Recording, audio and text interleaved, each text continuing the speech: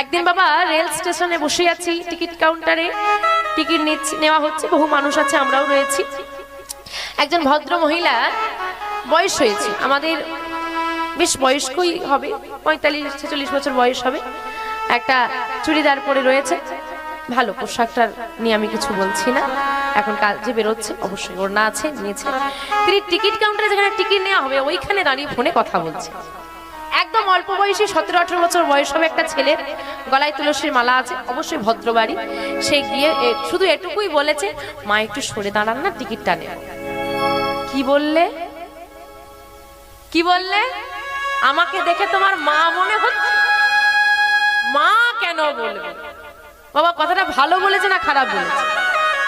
সম্মান করে বলেছে, কিন্তু কিছু কিছু মানুষ না সম্মানের যোগ্য হয় না। সম্মান কাকে দিচ্ছ দেখা লাগবে না,